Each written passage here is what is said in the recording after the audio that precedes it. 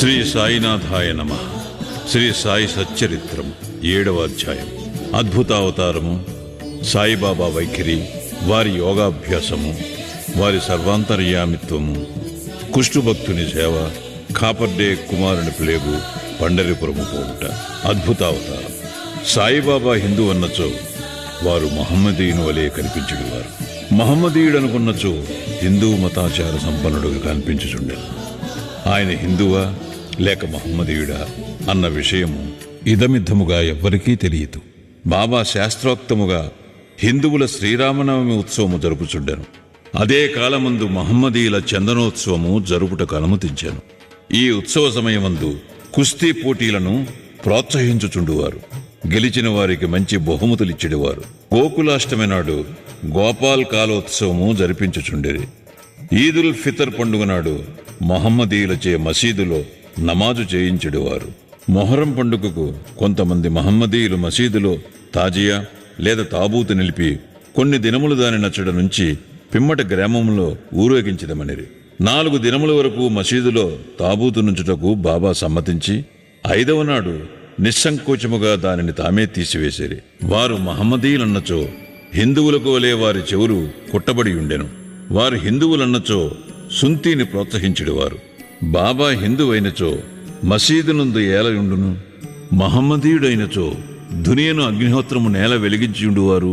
అదే కాక తిరుగులతో విసురుట, శంఖముదుట, గంట వాయించుట, హోమము చేయుట, భజన, అన్న సంతర్పణ, అర్ఘ్యపాద్యాదులతో పూజలు మొదలగు మహమ్మదీయ మతమునకు అంగీకారముగాని విషయములు మసీదులో జరుగుచుండెను.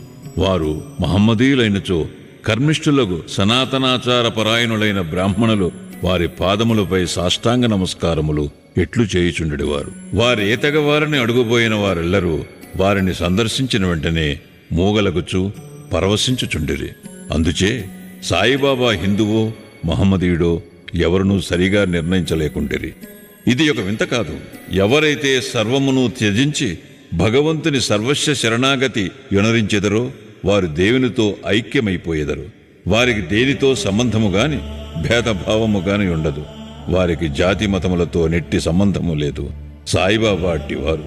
వారికి జాతులయందు వ్యక్తులయందు భేదము కాన్పించుకుండెను. ఫకీరులతో కలిసి బాబా మత్స్యమాంసములు భుజించుచుండెడివారు.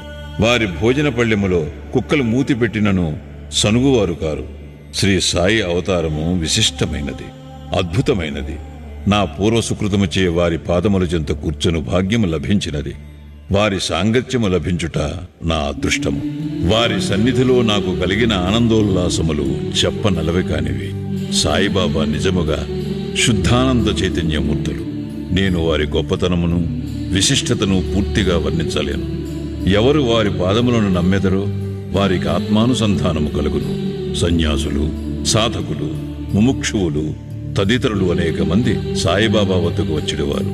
బాబా వారితో కలిసి నవ్వుతూ సంభాషించుచు సంచరించుచున్నప్పటికీ వారి నాలుకపై అల్లా మాలిక్ అను మాట ఎప్పుడూ నాట్యమాడుచుండేది. వారికి వాద వివాదములు కాని చర్చలు కాని ఇష్టము లేదు. అప్పుడప్పుడు కోపము వహించినప్పటికీ వారెల్లప్పుడూ శాంతముగాను సంయమముతోనూ ఉండేవారు.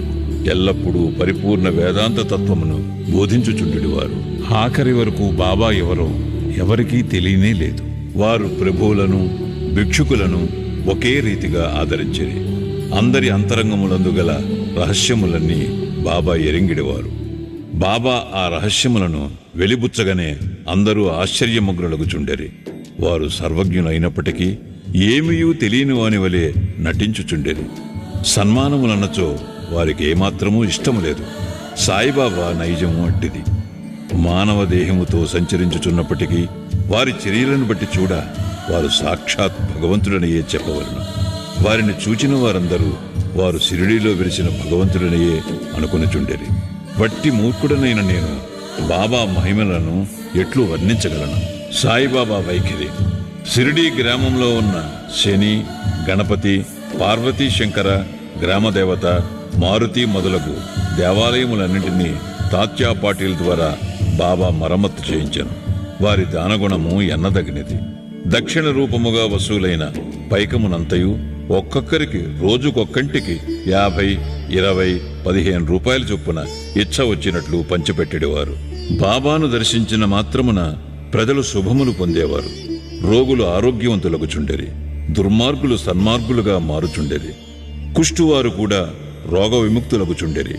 అనేకులకు కోరికలు నెరవేరుచుండెను. ఎటువంటి మందులు పసరులతో పని లేకుండానే గుడ్డివారికి దృష్టి వచ్చుచుండెను, కుంటివారికి కాళ్ళు వచ్చుచుండెను. అంతులేని బాబా గొప్పతనమును పారమును ఎవ్వరునూ కనుగొనకుండెది. వారి కీర్తి నలుమూలలా వ్యాపించాను. అన్ని దేశముల నుండి భక్తులు షిరిడీకి తండోపతండములుగా రాసాగిరి. బాబా ఎల్లప్పుడూ ధునికెదురుగా ధ్యాన నిమగ్నులై కూర్చునిడివారు. ఒక్కొక్కప్పుడు మలమూత్ర విసర్జన కూడా అక్కడే చేసేవారు. ఒక్కొక్కప్పుడు స్నానము చేసేవారు, మరొక్కప్పుడు స్నానము లేకుండానే ఉండేవారు. తొలి దినములలో బాబా తెల్లటి తలపాగా, శుభ్రమైన ధోవది, చొక్కా ధరించేవారు. మొదటి రోజులలో వారు వైద్యం చేసేవారు. గ్రామములో రోగులను పరీక్షించి ఔషధములిచ్చిడేవారు. వారి చేతితోనిచ్చిన మందులు అద్భుతముగా పనిచేయుచుండెడివి. వారు గొప్ప హకీం అనగా వైద్యుడని పేరు వచ్చెను. ఈ సందర్భమున ఒక ఆసక్తికరమైన సంఘటనను చెప్పవలను. ఒక భక్తునికి కండ్లు వాచి మిక్కిలి ఎర్రబడెను. షిరిడీలో వైద్యుడు దొరకలేదు. ఇతర భక్తులు అతనిని బాబా వద్దకు కొనిపోయిరి. సామాన్యముగా అట్టి రోగులకు అంజనములు, ఆవుపాలు, కర్పూరముతో చేసిన ఔషధములు వైద్యులు ఉపయోగించెదరు. కాని బాబా చేసిన చికిత్స విలక్షణమైనది. నల్లజీడి గింజలను నూరి 2 మాత్రలుగా చేసి ఒక్కొక్క కంటిలో ఒక్కొక్క దానిని పెట్టి గుడ్డతో కట్టుకట్టిరి. మరుసటి దినము ఆ కట్లను విప్పి నీళ్లను ధారగా పోసిరి. కండ్లలోని పుసి తగ్గి కంటి పాపులు తెల్లబడి శుభ్రమయ్యను. నల్లజీడి పిక్కలను నూరి కండ్లలో పెట్టినను సున్నితమైన కండ్లు మండనే లేదు. అటువంటి చిత్రములు అనేకములు గలవు, కాని అందు ఇదొకటి మాత్రమే చెప్పబడినది. బాబా యోగాభ్యాసములు. సాయిబాబాకు సకల యోగ ప్రక్రియలు తెలిసి ఉండెను. ధౌతి, ఖండయోగము, సమాధి మున్నగు షడ్విధ యోగ ప్రక్రియలందు బాబా ఆరితేరినవారు. అందులో 2 మాత్రమే ఇక్కడ వర్ణింపబడినవి. ధౌతి. మసీదుకు చాలా దూరమున ఒక మర్రి చెట్టు కలదు. అక్కడొక బావి కలదు. ప్రతి 3 రోజులకు ఒకసారి బాబా అచ్చటికి పోయి ముఖ ప్రక్షాళనము, స్నానము చేయుచుండెను. ఆ సమయములో బాబా తన ప్రేవులను బయటికి వెడలగ్రెక్కి వాటిని నీటితో శుభ్రపరిచి పక్కనున్న నేరేడు చెట్టుపై ఆరవేయుట షిరిడీలోని కొందరు కండ్లారా చూచి చెప్పిరి. మామూలుగా ధౌతి అనగా 3 అంగుళముల వెడల్పు, 22.5 అడుగుల పొడవు గల గుడ్డను మృంగి కడుపులో అరగంట వరకు ఉండనిచ్చి పిమ్మట తీసేదరు. కాని బాబా చేసిన ధౌతి చాలా విశిష్టము, అసాధారణమైనది. ఖండయోగము. బాబా తన శరీరావయవములన్నీ వేరుచేసి మసీదునందు వేర్వేరు స్థలములలో విడిచిపెట్టేవారు. ఒకనాడు ఒక పెద్ద మనిషి మసీదుకు పోయి బాబా అవయవములు వేర్వేరు స్థలములందు పడియుండుట చూచి భయకంపితుడై బాబాను ఎవరో కూనీ చేసిరనుకొని గ్రామ మునసబు వద్దకు పోయి ఫిర్యాదు చేయ నిశ్చయించుకొనెను. కానీ మొట్టమొదట ఫిర్యాదు చేసిన వానికి ఆ విషయము గూర్చి కొంచెమైనా తెలిసియుండునని తననే అనుమానించెదరని భయపడి ఊరకొనెను. మరుసటి దినం అతడు మసీదుకు పోగా బాబా ఎప్పటి వలె హాయిగా కూర్చునియుండుట చూచి ఆశ్చర్యపడెను. ముందు దినము తాను చూచినదంతయు భ్రాంతి అనుకొనెను. చిరుప్రాయము నుండి బాబా వివిధ యోగ ప్రక్రియలు చేయుచుండెను. వారి యోగస్థితి ఎవ్వరికినీ అంతుపట్టనిది. రోగుల వద్ద నుంచి డబ్బు పుచ్చుకొనగా ఉచితముగా చికిత్స చేయుచుండేది. ఎందరో పేదలు, యథార్థులు వారి అనుగ్రహం వల్ల స్వస్థత పొందిరి. నిస్వార్థముగా వారు చేయి సత్కార్యముల వల్లనే వారికి గొప్ప కీర్తి వచ్చాను. బాబా తమ సొంతము కొరకు ఏమీ చేయక ఇతరుల మేలు కొరకే ఎల్లప్పుడూ పాటుపడేవారు. ఒక్కొక్కప్పుడు ఇతరుల వ్యాధిని తమపై వేసుకుని ఆ బాధను తాను అనుభవించేవారు. అటువంటి సంఘటన ఒకదానిని ఈ దిగువ పేర్కొందును. దీనిని బట్టి బాబా యొక్క సర్వజ్ఞత, దయార్ద్ర హృదయము విదితమగును. బాబా సర్వాంతర్యామిత్వము, కారుణ్యము. 1910వ సంవత్సరము ఘనత్రయోదశి నాడు అనగా దీపావళి పండుగ ముందు రోజున బాబా ధుని వద్ద కూర్చుండి చలి కాచుకొనుచు ధునిలో కట్టెలు వేయుచుండెను. ధుని బాగుగా మండుచుండెను. కొంతసేపైన తరువాత హఠాత్తుగా కట్టెలకు మారు తన చేతిని ధునిలో పెట్టి నిశ్చలముగా ఉండిపోయేది. మంటలకు చేయి కాలిపోయాను. మాధవుడనే నౌకరు, మాధవరావు దేశ పాండేయు దీనిని చూచి వెంటనే బాబా వైపుకు పరుగిడిది. మాధవరావు దేశపాండే బాబా నడుమును పట్టుకుని బలముగా వెనకకు లాగాను. దేవా, ఇట్లేల చేసితరని బాబానడిగిరి. మరేదో లోకములో ఉండినట్లుండిన బాబా బాహ్యస్మృతిని తెచ్చుకొని, ఇక్కడకు చాలా దూరములో ఒక కమ్మర స్త్రీ తన బిడ్డను ఒడిలో ఉంచుకుని కొలిమి ఊదుచుండెను. అంతలో ఆమె భర్త పిలిచెను. తన ఒడిలో బిడ్డ ఉన్న సంగతి మరచి ఆమె తొందరగా లేచెను. బిడ్డ మండుచున్న కొలిమిలో పడెను. వెంటనే నా చేతిని కొలిమిలోకి దూర్చి ఆ బిడ్డను రక్షించి తిని. నా చేయి కాలితే కాలినది, అది నాకంత బాధాకరము కాదు. కాని బిడ్డ రక్షింపబడెను అన్న విషయం నాకు ఆనందము కలుగు చేయుచున్నది అని జవాబిచ్చాను. కుష్ఠురోగ భక్తుని సేవ. బాబా చెయ్యి కాలనిన సంగతి మాధవరావు దేశపాండే ద్వారా తెలుసుకుని నానాసాహెబ్ చందోర్కర్ వెంటనే బొంబాయి నుండి డాక్టర్ పరమానందయ్యను ప్రఖ్యాత వైద్యుని వెంటబెట్టుకుని వైద్య సామగ్రితో సహా హుటాహుటిని షిరిడీ చేరాను. చికిత్స చేయుటకై డాక్టర్కు కాలిన తమ చేయి చూపమని బాబాను నానా కోరెను. బాబా అందులకు ఒప్పుకొనలేదు. చేయి కాలిన లగాయతు భాగోజీ షిందేయను కుష్ఠురోగి ఏదో ఆకు వేసి కట్టుకట్టెడేవాడు. నానా ఎంత వేడినను బాబా డాక్టర్ గారిచే చికిత్స పొందుటకు సమ్మతింపలేదు. డాక్టర్ గారు కూడా అనేక సార్లు వేడుకునరి. అల్లాయే తన వైద్యుడని, తమకేమాత్రమూ బాధ లేదని చెప్పుచు ఎటులో డాక్టరుచే చికిత్స చేయించుకున్నటకు దాటవేయుచుండెను. అందుచే డాక్టరు మందులు పెట్టి మూతయేనను తెరవకుండానే బొంబాయి తిరిగి వెళ్ళిపోయాను. కాని అతనికి ఈ మిషతో బాబా దర్శన భాగ్యము లభించెను. ప్రతిరోజు భాగోజీ వచ్చి బాబా చేతికి కట్టుకట్టుచుండెను. కొన్ని దినముల తరువాత గాయము మానిపోయాను. అందరూ సంతోషించిరి. అప్పటికి ఇంకా ఏమైనా నొప్పి మిగిలియుండినదాయన సంగతి ఎవరికీ తెలియదు. కాని ప్రతిరోజు ఉదయం భాగోజీ పట్టీలను విప్పి బాబా చేతిని నేతితో తోమి తిరిగి కట్లను కట్టుచుండెడవాడు. బాబా మహాసమాధి వరకు ఇది జరుగుతూనే ఉండెను. మహాసిద్ధ పురుషుడైన బాబాకిదంతయు నిజానికి అవసరము లేనప్పటికీ తన భక్తుడైన భాగోజీ యందు గల ప్రేమచే అతడొనర్చు ఉపాసనను గైకొనెను. బాబా లిండీకి పోవునప్పుడు భాగోజీ బాబా తలపై గొడుగు పట్టుకుని వెంట నడిచెడివాడు. ప్రతిరోజు ఉదయము బాబా ధుని యొద్ద కూర్చునగానే భాగోజీ తన సేవా కార్యం మొదలెడువాడు.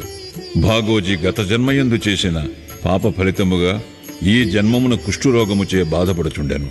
వాని వేళ్లు ఈడ్చుకుని పోయియుండెను. వాని శరీరమంతయు చీము కారుచు దుర్వాసన కొట్టుచుండెను. బాహ్యమునకు అతడు ఎంత దురదృష్టవంతుని వలె కనిపించినప్పటికీ అతడు మిక్కిలి అదృష్టశాలి, సంతోషి. ఎందుకనగా అతడు బాబా సేవకులందరిలో మొదటివాడు. బాబా సహవాసమును పూర్తిగా అనుభవించినవాడు. కాబర్డే కుమారుని ప్లేగు వ్యాధి బాబా విచిత్ర లీలలలో ఇంకొక దారిని వర్ణించెదను. అమరావతి నివాసియగు దాదాసాహెబ్ కాబర్డే భార్య తన చిన్న కొడుకుతో కలిసి షిరిడీలో కొన్ని దినములుండెను. ఒకనాడు కాబర్డే కుమారునికి తీవ్ర జ్వరము వచ్చెను. అది ప్లేగు జ్వరము కింద మారెను. తల్లి మిక్కిలి భయపడెను. షిరిడీ విడిచి అమరావతి పోవాలననుకుని సాయంకాలము బాబా బూటీవాడా వద్దకు వచ్చుచున్నప్పుడు వారిని సెలవు నడుగబోయాను. గద్గద కంఠముతో తన చిన్న కొడుకు ప్లేగుతో పడి ఉన్నాడని బాబాకు చెప్పాను. బాబా ఆమెతో దయతో మృదువుగా ఇట్లనెను. ప్రస్తుతము ఆకాశము మబ్బు పట్టి ఉన్నది. కొద్దిసేపటిలో మబ్బులన్నీ చెదిరిపోయి ఆకాశము నిర్మలమగును. అట్లనచూ బాబా కఫ్నీని పైకెత్తి చంకలో కోడిగ్రుడ్లంత పరిమాణము గల 4 ప్లేగు పొక్కులను చూపుతూ, నా భక్తుల కొరకు నేనెట్లు బాధపడెదను చూడు, వారి కష్టములన్నీ నావే. ఈ మహాద్భుత లీలను చూచిన జనులకు మహాత్ములు తమ భక్తుల బాధలు తామే ఎట్లు స్వీకరింతురో అనే విషయము స్పష్టమయ్యను. మహాత్ముల మనస్సు మైనముగన్న మెత్తనిది, వెన్నవలి మృదువైనది. వారు భక్తులను ప్రత్యుపకారమేమియూ ఆశించక ప్రేమించెదరు. భక్తులనే తమ స్వజనులుగా భావించెదరు. బాబా పండరి ప్రయాణం. సాయిబాబా తన భక్తులనెట్లు ప్రేమించుచుండెను, వారి కోరికలను అవసరములను ఎట్లు గ్రహించుచుండెనో ఎను కథను చెప్పి ఈ అధ్యాయమును ముగించెదను. నానాసాహెబ్ చందోర్కర్ బాబాకు గొప్ప భక్తుడు. అతడు ఖాందేశులోని నందూరు బారులో మామల్తాదారుగా నుండెను. అతనికి పండరీపురమునకు బదిలీ అయ్యెను. సాయిబాబా యందు అతనికి గల భక్తి అను ఫలము ఆనాటికి పండెను. పండరీపురమును భూలోక వైకుంఠమనెదరు. అట్టి స్థలమునకు బదిలీ ఎగుటచే అతడు గొప్ప ధన్యుడు. నానాసాహెబ్ వెంటనే పండరిపోయి ఉద్యోగంలో ప్రవేశించవలసి ఉండెను. షిరిడీలో ఎవ్వరికీ ఉత్తరము వ్రాయక హుటాహుటిని పండరికి ప్రయాణమయ్యాను. ముందుగా షిరిడీకి పోయి తన విఠోబాయగు బాబాను దర్శించి ఆ తరువాత పండరికి పోవాలనుకున్నాను. నానాసాహెబ్ షిరిడీకి వచ్చే సంగతి ఎవ్వరికీ తెలియదు. కాని బాబా సర్వజ్ఞుడొకటిచే గ్రహించెను. నానాసాహెబ్ నీమ్గాం చేరుసరికి షిరిడీ మసీదులో కలకలము రేగెను. బాబా మసీదులో కూర్చుండి మహల్సాపతి, అప్పా షిందే, కాశీరాములతో మాట్లాడుచుండెను. హఠాత్తుగా బాబా వారితో ఇట్లనెను. మన నలుగురము కలిసి భజన చేసేదము. పండరీ ద్వారములు తెరిచినారు కనుక ఆనందముగా పాడెదము లెండు. అందరూ కలిసి పాడదొడంగిరి. ఆ పాట యొక్క భావమేమనా, నేను పండరి పోవలను, నేనక్కడనే నివసించవలను, ఎందుకనగా అదే నా ప్రభువు యొక్క ధామం. అట్లు బాబా పాడుచుండెను. భక్తులందరూ బాబాను అనుకరించిరి. కొద్దిసేపటికి నానాసాహెబ్ కుటుంబ సమేతముగా వచ్చి బాబా పాదములకు సాష్టాంగ నమస్కారము చేసి తనకు పండరీపురము బదిలీ అయినదని, బాబా కూడా వారితో పండరీపురము వచ్చి అక్కడుండవలసినదని వేడుకొనెను. అటుల బ్రతిమాలుటకు అవసరము లేకుండెను. ఏలనా బాబా అప్పటికే పండరి పోవలను, అచ్చట ఉండవలను అను భావమును వెలిబుచ్చుచుండెనని తక్కిన భక్తులు చెప్పిరి. ఇది విని నానా మనస్సు కరిగి బాబా పాదములపై పడెను. బాబా యొక్క ఊదీ ప్రసాదమును, ఆశీర్వాదమును, అనుజ్ఞను పొంది నానాసాహెబ్ పండరీకి పోయాను. ఇట్టి బాబా లీలలకు అంతులేదు. 7వ అధ్యాయం సంపూర్ణం. సద్గురు శ్రీ సాయినాథార్పణమస్తు. శుభం భవతు. మొదటి రోజు పారాయణము సమాప్తం.